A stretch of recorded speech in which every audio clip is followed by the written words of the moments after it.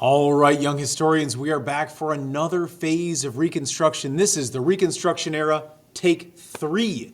And this time we are going to the South, Southern Reconstruction. A basic overview of this phase looks like this. That we have a passage of another constitutional amendment called the 15th Amendment. And with this one, African American men finally gain the right to vote. And as a result of this important power, many African Americans are elected into various offices, including the U.S. House of Representatives and the U.S. Senate. They were now in a position of power to get laws passed that would ensure the protection of their rights. Now, since we're talking about voting, we need to talk about political parties a little bit. Political parties are groups of people who believe similar things and they vote together.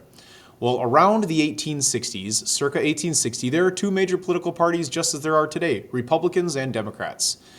But it is important to know that political parties change over time. Their beliefs, their views, the things they care about and vote on can change drastically over time. Even over as short of a 10-year period, political parties can change. Now, at this time, we have the Republicans and the Democrats, and it is important to know that their points of view are no longer remotely close to the modern-day views of these political parties. So if you've always wondered, I wonder what Republicans believe in, or what does it mean to be a Democrat? This is not the video for you. This video is talking about the political parties from the 1860s. And at this time, the Republicans are the party of Lincoln. Abraham Lincoln was a Republican, and they were the abolitionists. They wanted to end slavery. They believed that slavery was evil, and they wanted to preserve the Union. At this time, the Democrats were the ones who supported secession. They supported slavery, again, in the 1860s. And I'll just say one more time, these two political parties are not the same as the political parties in present day. Well, in the last stage of Reconstruction, Congressional Reconstruction, we saw Congress pass a law called the Military Reconstruction Act. And just like during the Civil War, when Union soldiers went down to the South, here they are again, going down to the South to divide it up into 5 military districts, and each of those would be governed by an Army general. Now, another part of the Military Reconstruction Act was vindictive. It was painful. It was punishing some of those Southerners who had fought for the Confederacy by taking away their right to vote. And you may remember that some of them looked kind of like this. Yes. Well, we are now seeing the Military Reconstruction Act lead to the U.S. Army registering voters. And as we just saw, former Confederates, they lost their right to vote. And at the same time, they watched freedmen, people who they used to enslave, they now gain their right to vote. And it makes those former Confederates even more angry. They resented that. We also saw white Southerners who opposed the war, they kept their right to vote. See, they did not fight for the Confederacy, and so they still got to vote. And then there were also some Northerners who moved down to the South, and they also had their right to vote. Now, of these groups, which one was the largest group of new voters? I'll let you think about it for a second.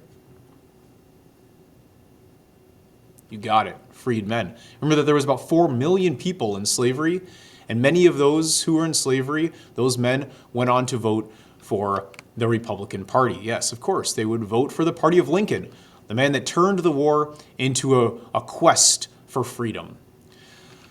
Well, white Southerners who opposed the war often joined the Republican Party as well. Now, Southern Democrats, they resented this group. They called them worthless scoundrels. They called them scallywags. They couldn't believe that white Southerners could possibly vote for the same party as Abraham Lincoln. And so they resented them. They thought they were traitors.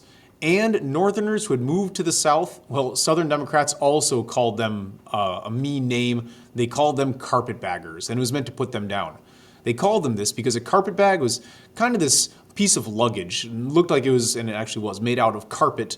And so they put them down by saying those Northerners are just coming down here to take advantage of us and prey on us as those who have had chaos and struggle in the South.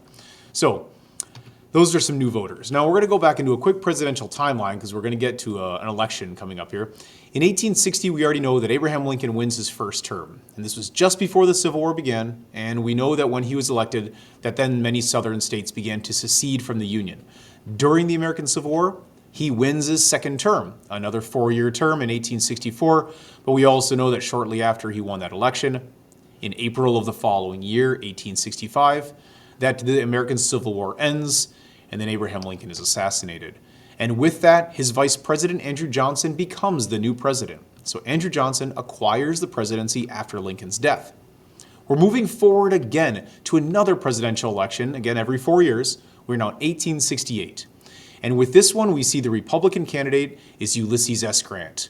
We recognize him. We've heard of him before because he was the Union general, the war hero that led the Union to victory in the American Civil War. He supported Reconstruction, and he promised to protect the rights of African Americans in the South. His opponent is the Democratic candidate Horatio Seymour. Horatio Seymour promised to end Reconstruction and return the South to its traditional leaders, white Democrats.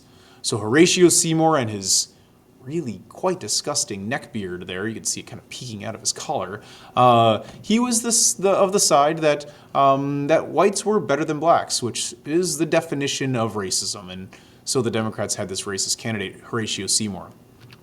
Well, the result of this election is that Ulysses S. Grant, the hero of the American Civil War, wins the election.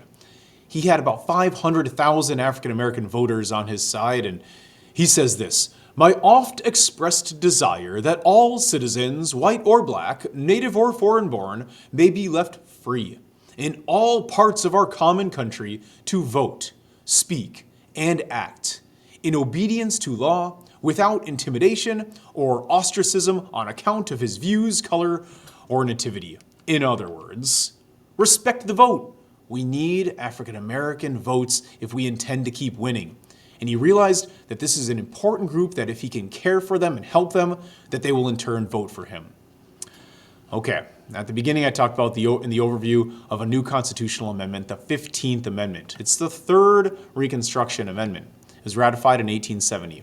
And it said that states cannot deny the right to vote because of race or color, or because the person was once enslaved. In other words, men can vote. Well, the 13th Amendment, let's review these, ended slavery.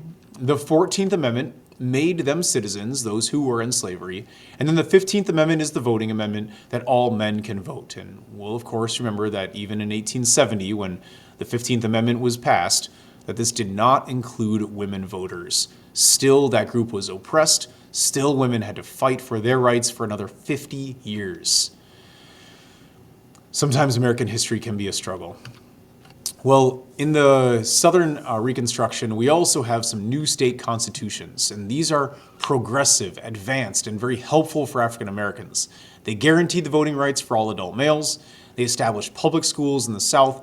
And so these southern states now had to pass these new constitutions, and they were really good. They were really helpful and really strong.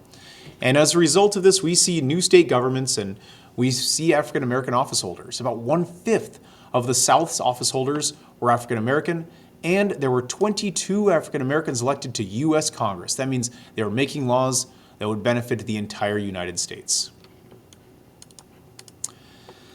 Well, everybody, that is the third phase of Reconstruction. That is Southern Reconstruction. We are nearing the end of the Reconstruction era. We'll see you next time. Peace.